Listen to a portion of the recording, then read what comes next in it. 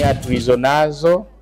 Tuungane na ndugu zetu hawa wawili wanaokuja mbele ya Mungu wakiomba awaunganishe aweze kuwa mme na mke, na wanaomba baraka. Kwa hiyo tuungane nao kumwomba Mwenyezi Mungu awabariki ili waweze kudumu pamoja katika wito wao wa ndoa ambao Mwenyezi Mungu amewaitia, ambao wanaingia leo kuanza katika maisha yao yote.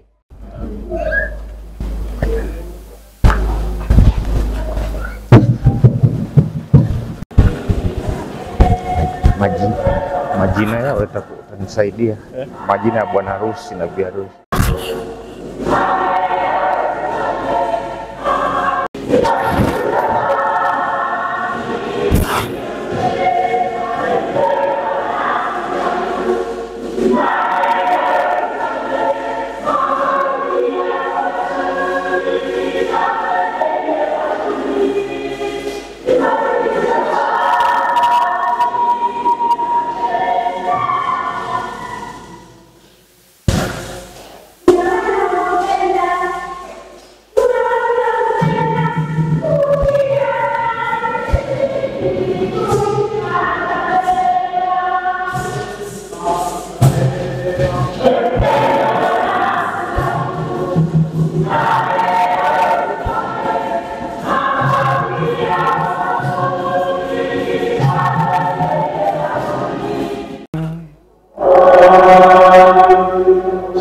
Bwana awe nanyi.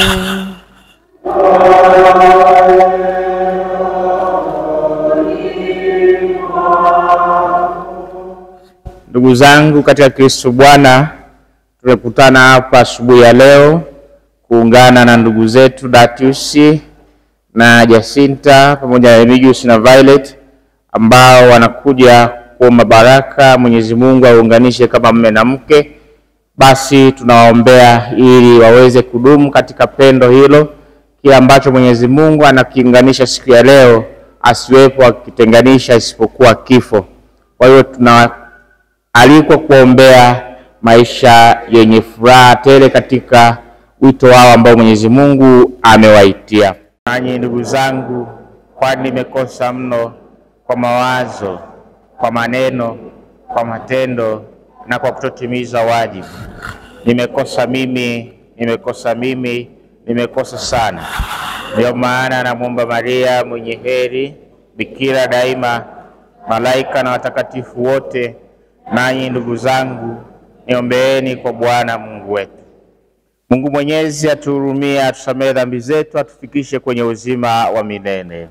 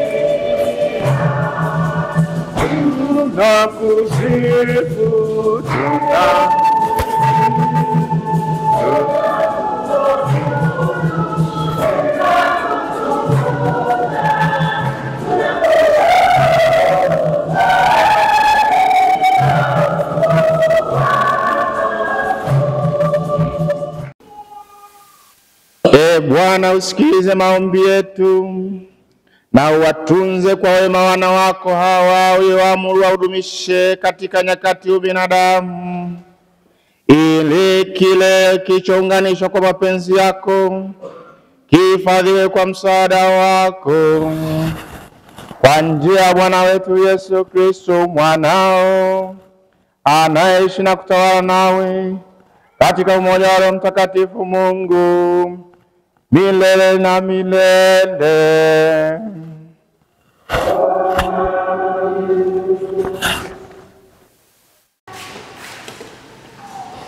Somo katika kitabu cha Mwanzo sura ya 2 mstari 18 hadi mstari wa 24. Bwana Mungu alisema, si vema huyu mtu awe peke yake, nitamfanya msaidizi wa kufanana naye. Bwana Mungu akafanyiza kutoka katika ardhi kila mnyama wa msituni na kila ndege wa angani, akamletea Adamu ili aone atawaitwaje.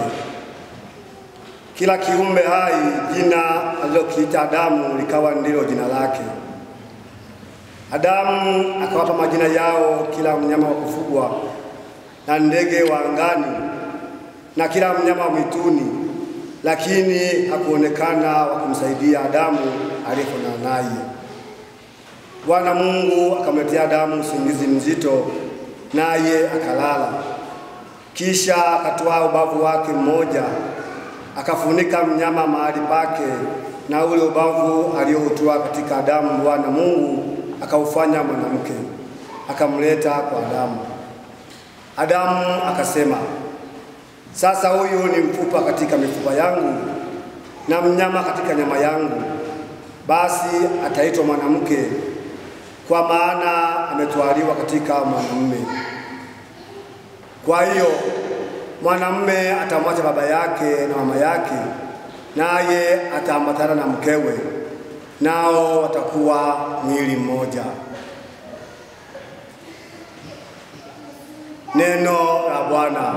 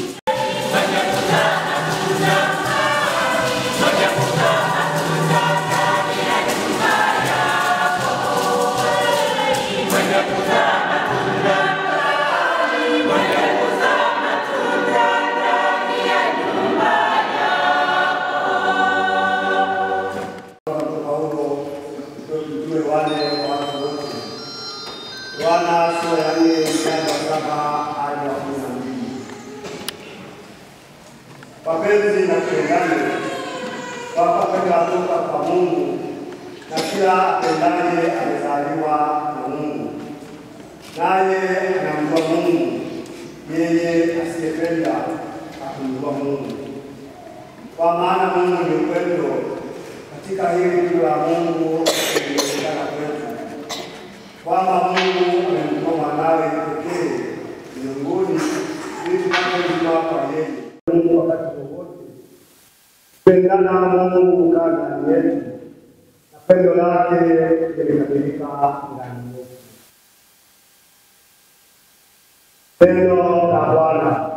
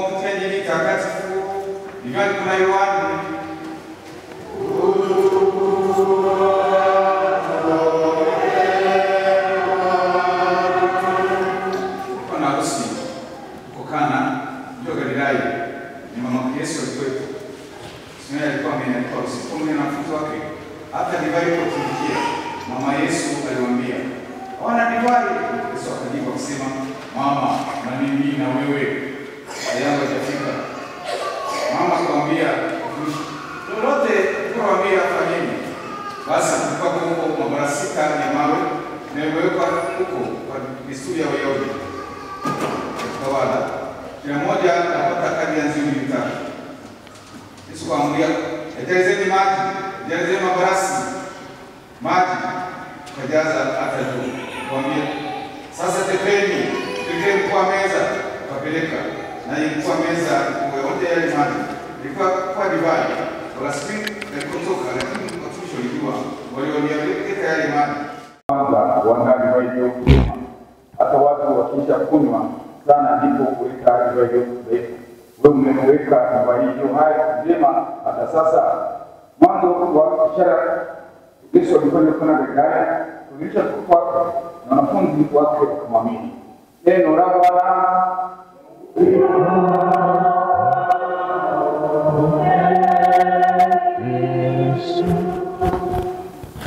Katika somo la kwanza, baada ya Mungu kuwa amemuumba Adamu, anasema si vema mtu huyu abaki peke yake, tafutia kufanana naye.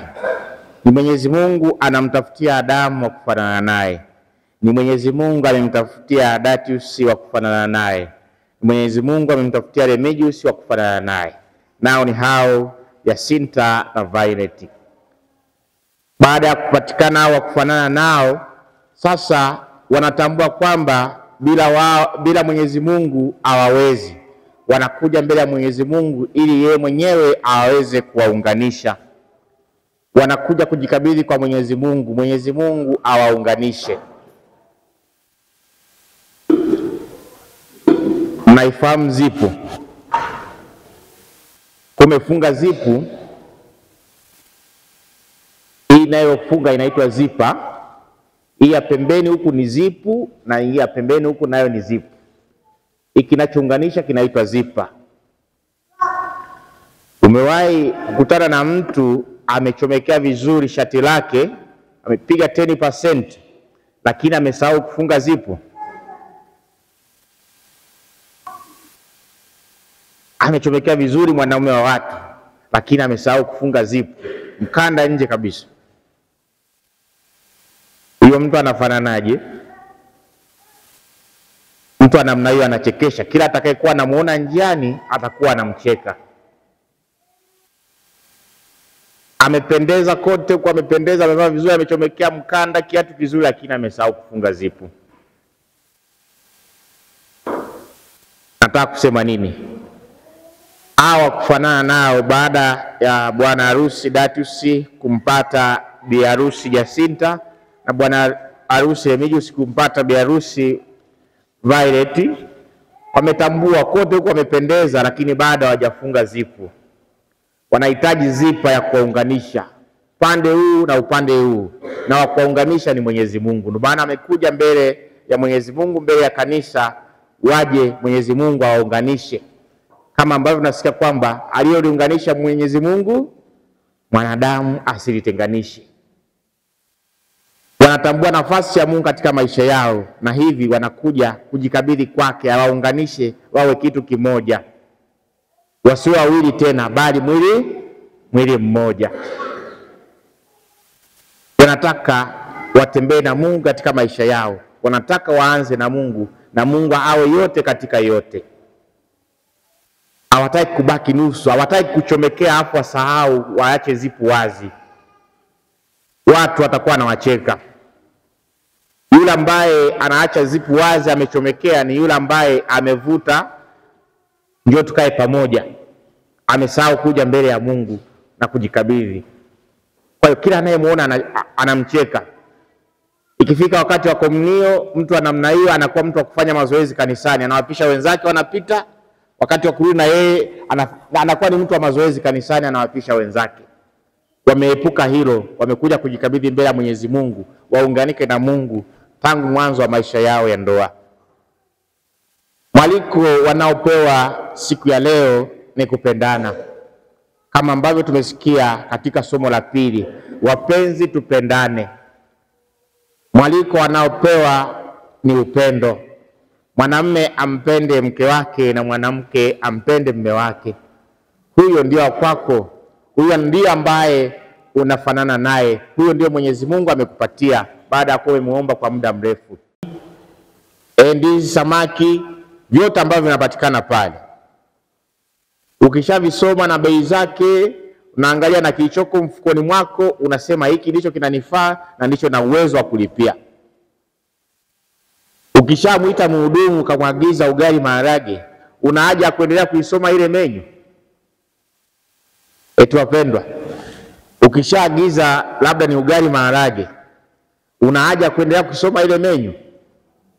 Umeshaagiza kile unachokitaka, menyu unaweka kando, unafurahia kila ambacho uliagiza. Sasa ikitokea kwa bahati mbaya kwamba ugali ulioagiza ni mbaya, itabidi ulipie kwa sababu umeshaagiza tayari. Hamna namna. Nataka kusema nini?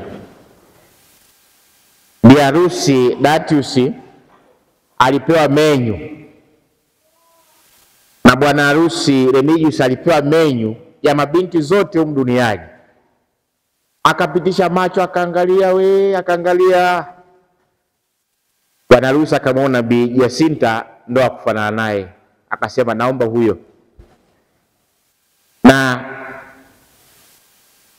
bwana Remigius naye akaangalia kwenye ile menyu, akaona Bi Violet ndiyo wa kufanana naye. Tayari akaagiza huyu ndo awe wangu, tuanze maisha.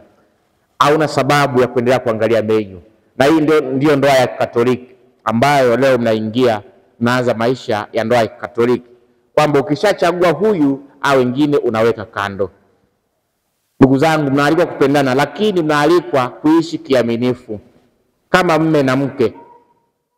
Chumvi imezidi, mapungufu yatakuwepo katika maisha yenu ya ndoa. Mnaalikwa kuvumiliana, mnaalikwa kuchukuliana katika hali hizo ambazo mtatofautiana. Sisi sio wakamilifu kama binadamu, na hivi ili tuweze kukaa kwa amani katika familia, uvumilivu unahitajika, kosoana kwa upendo, kuchukuliana, lakini zaidi ya yote kuombeana.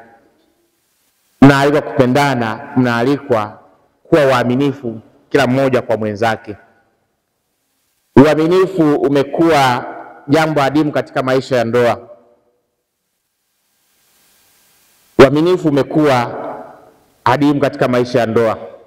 Ninyi leo ambao mmekuja kujikabidhi mbele ya Mwenyezi Mungu, mnaalikwa kuwa waaminifu.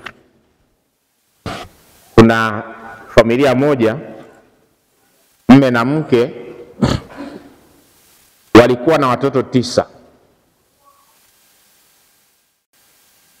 Baba amesikia tangazo, yaani nimekosa mtoto mmoja kuipata hiyo milioni 40, na mama naye anazitamani milioni 40. Wakiwa na wazawaza, baba akanyanyuka akaondoka. Ameenda wapi? Alikumbuka kuna mtoto wake mmoja alimzaa nje ya ndoa, amlete ili akamilishe watoto wangapi? 10, apate zile milioni 40. Bahati nzuri akamkuta na yule mama aliyezaa naye, akamkubalia, haya mchukue, lakini na mimi utaniachia chochote. Akaja kwa furaha, akasema anakuja kwa shangwe na anajua atazipata hizo milioni 40, aunganisha watoto wake, aende kutoa ushuhuda kwamba tayari nao watoto wangu 10. Anafika nyumbani, amkuti mtoto hata huyu hata mmoja. Anamuuliza mama, vipi, nimeshamleta mwanangu niliyezaa naye, nilimzaje, nilikuwa sijakuibia siri, lakini kwa sababu ya hii milioni 40 imetuumbua. Na mama akamwambia pole, na mimi niliwazaa na wanaume wengine, nao walisikia ile tangazo, wamekuja kuchukua watoto wao. Wapendwa, uaminifu. Uaminifu katika ndoa. Weka menyu, weka wale wengine uliowaona katika huko maisha wakati ya kumtafuta huyu kufanana naye. Sasa wakwako ni huyu ambaye Mwenyezi Mungu amekupatia. Mpende, muamini, ili muweze kuishi kwa pamoja kwa upendo katika ndoa yenu. Huo jamii ya Wakristo inawapokea ninyi kwa furaha kubwa, nami nawatia ishara msalaba kwa jina lao.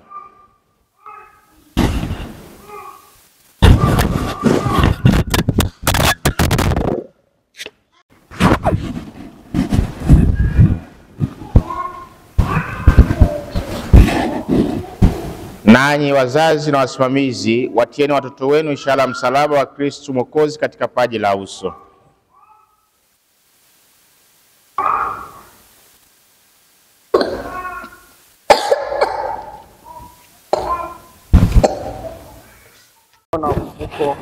Upende kuwajalia watoto hawa uzima mpya kwa ubatizo na kuwakusanya katika kanisa lako takatifu. Tuitikie twakuomba utusikie. Ubatizo na kipaimara, upende kuwafanya wawe wafuasi wako waaminifu na mashahidi wa Injili yako. Twakuomba utusikie. Kwa utakatifu wa maisha yao, upende kuwafikisha kwenye furaha za ufalme wa mbinguni. Twakuomba mazao katika upendo wako. Twakuomba utusikie. Twakuomba utusikie. Maria mtakatifu mama wa Mungu, Mtakatifu Yosefu, Mtakatifu Yohane Mbatizaji, watakatifu Petro na Paulo, watakatifu wote wa Mungu.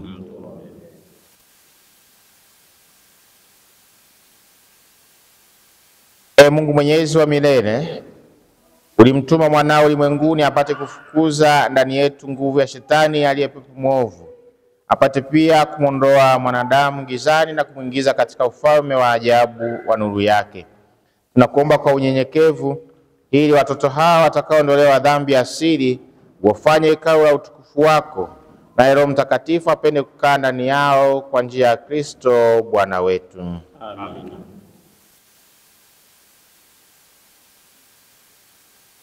Iwakinge nguvu ya Kristo Mwokozi, tunatia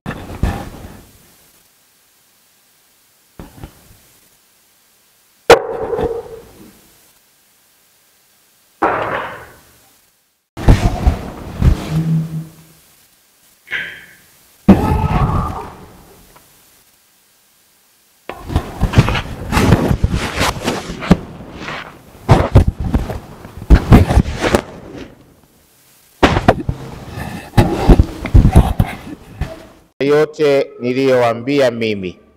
Katika sakramenti ya kipaimara, Kristo anatujaza Roho Mtakatifu tupate kuungama imani kwa uthabiti, kupigana na adui wa roho zetu na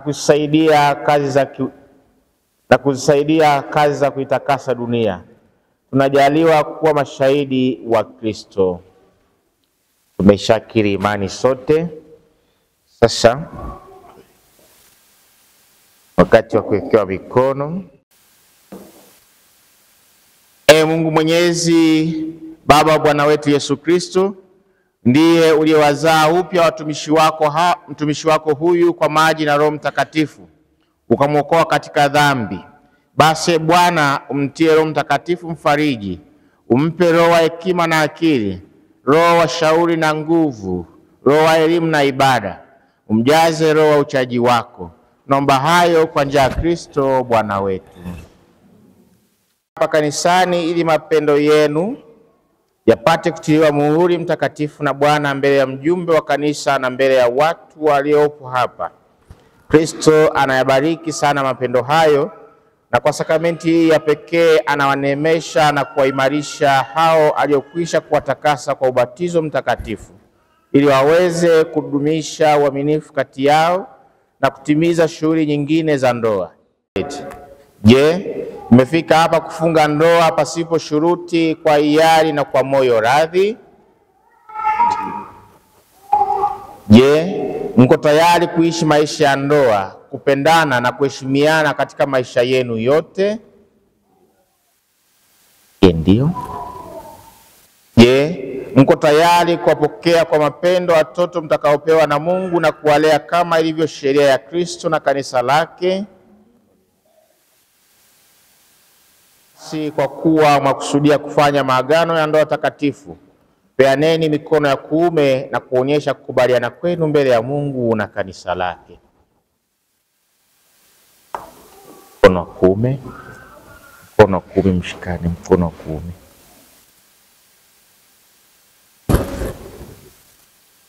Mbaki meshikana. Unampokea Datius. Violet, unampokea Remigius.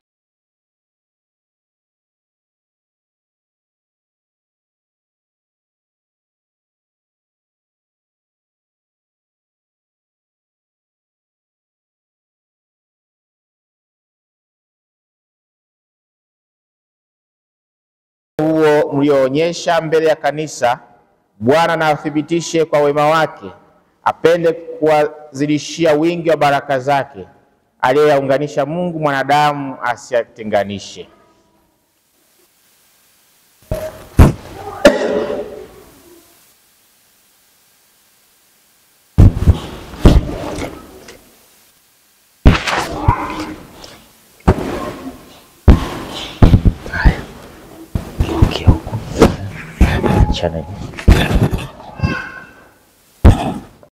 Bwana azibariki pete hizi mtakazovikana, na ziwe ishara ya mapendo na uaminifu. Tuitikie amina. Amen.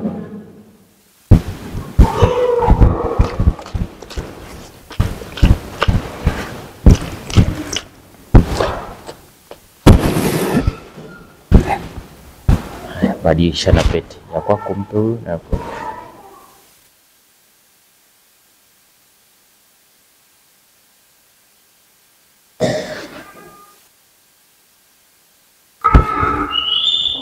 Bi harusi, chukua pete yako umpe msimamizi wako. Pokea pete hii iwe ishara ya mapendo yangu na uaminifu wangu kwako, kwa jina la Baba na la Mwana na la Roho Mtakatifu. Hii iwe ishara ya mapendo yangu na uaminifu wangu kwako, kwa jina la Baba na la Mwana na la Roho Mtakatifu. Iwe ishara ya mapendo yangu na uaminifu wako, na uaminifu wangu kwako, kwa jina la Baba na la Mwana na la Roho Mtakatifu. Iwe ishara ya mapendo yangu na uaminifu wangu kwako, kwa jina la Baba na la Mwana na la Roho Mtakatifu.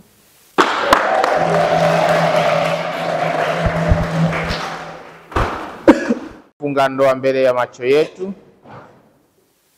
Baba, uliye asili ya kila ubaba, wape hawa bwana na bi harusi neema yako.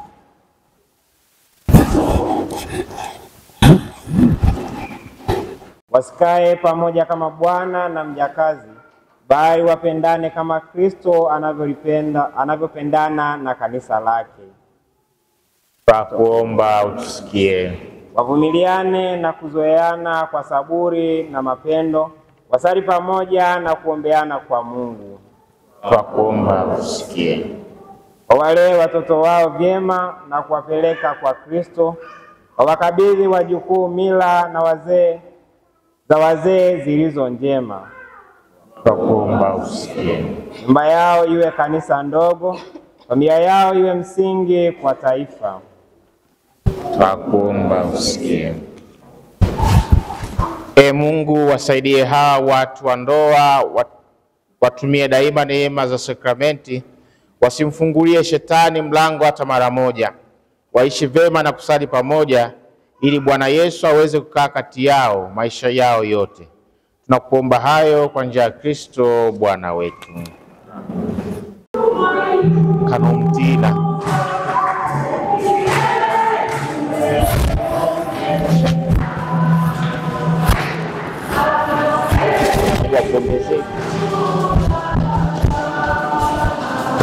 Hongera sana.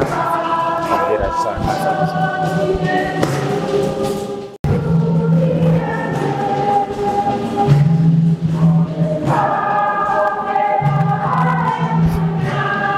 Ungana ndo wale muda wa sadaka wangesubiri, yani kwa sadaka wanafanya. Tumsifu Yesu Kristo. Asante kwaya, ili kuokoa muda wakati wa kuja kupongeza, ndio hiyo wakati pia wa kuja kutoa sadaka. Kwa hiyo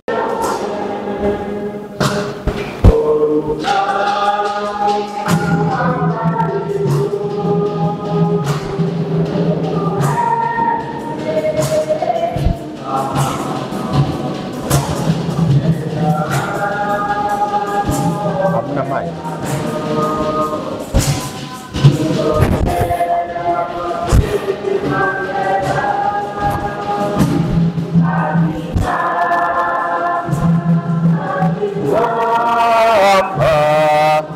Mungu weka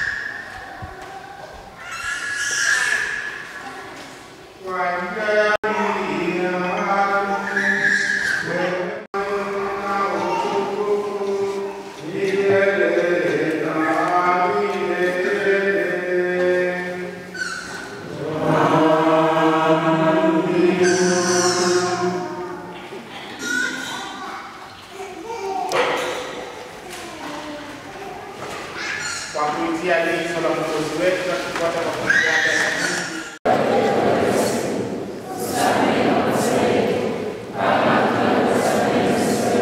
Za neema zake watumishi wake hawa waliofunga ndoa katika Kristo, nao aliyounganisha kwa agano takatifu na kwa njia sakramenti ya mwili na damu ya Kristo, awafanye kwa moyo mmoja katika mapendo. Ana harusi na kumgongee mbele, pige magoti hapa.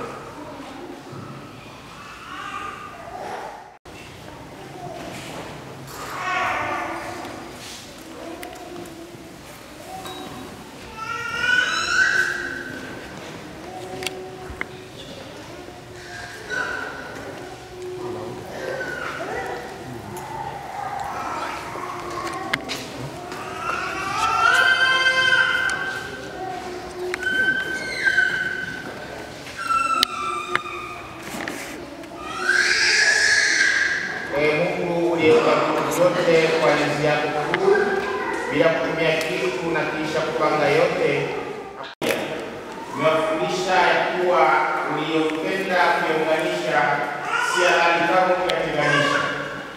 Mungu uliyependa kutia katika maagano ya ndoa ishara ya sakramenti ya umoja kati ya Kristo na kanisa, umeweka wakfu kifungo cha umoja wa mume na mke kwa kufungu wa hilo. Mungu uliagiza kwamba mwanamke ambatane na mume wake, ukawajalia tangu mwanzo ushirika huo ambao wala kwa adhabu ya dhambi ya asili wala kwa hukumu ya kanisa kuu au kufutuliwa mbali. Watazame kwa wema watumishi wako hao waliofunga ndoa, wanaotazamia kuimarishwa kwa baraka yako. Upeleke juu yao neema ya Roho Mtakatifu, kusudi kwa njia ya upendo uliomiminiwa ndani yao wadumishe uaminifu katika maagano yao ya ndoa. Neema ya upendo na amani ikae ndani ya binti yako huyu Jacinta na Violet, daima wafuate wanawake watakatifu waliosifika katika maandiko matakatifu. Moyo wa waume zao uwe na imani nao, wawatambue kuwa wenzi wao na warithi wenzake wa neema ya uzima. Wape heshima ipasavyo, wawapende daima kama Kristo aliyolipenda kanisa lake. Na sasa Bwana, tunakuomba hawa watumishi wako wadumu imara katika imani na amri zako, wakae unyumba, watambulikane kwa tabia yao njema. Injili watie nguvu, wamshuhudie vyema Kristo kwa watu wote. Wawe na baraka ya kuzaa, wawe wazazi waliokomaa katika fadhila. Wote wawili wajaliwe kuona watoto wa watoto wao, na baada ya kufikia uzee wanaotamani, mwisho ufikie uzima wa wenye heri na mfalme wa mbinguni, kwa njia ya Kristo Bwana wetu. Bwana iwe daima nanyi.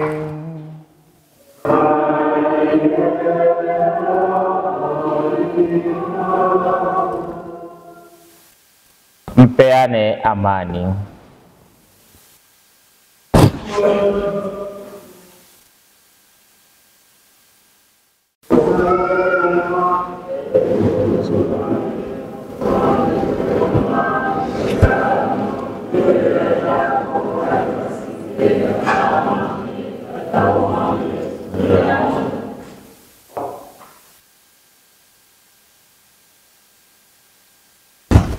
Tazama mwana kondoo wa Mungu, tazama ondoaye dhambi za ulimwengu.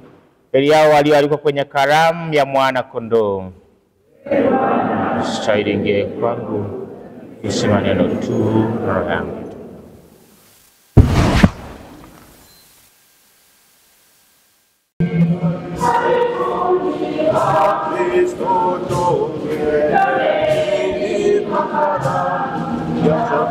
Mwina damu ya Kristo.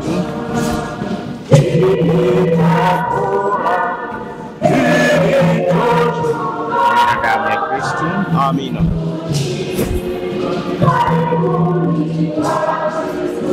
Mwina damu ya Kristo.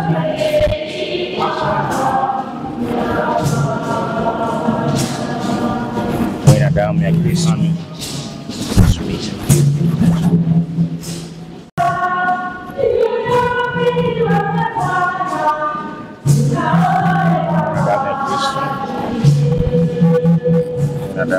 Kristo. Na damu ya Kristo.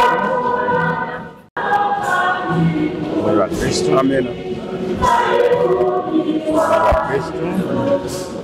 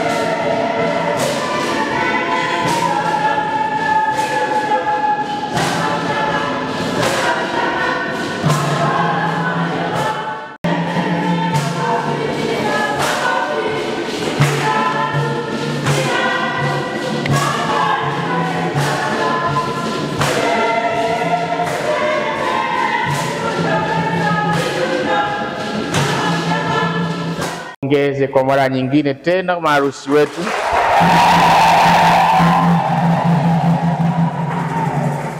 Na sasa nimwalike baba aweze kuwasalimu. Karibu sana baba.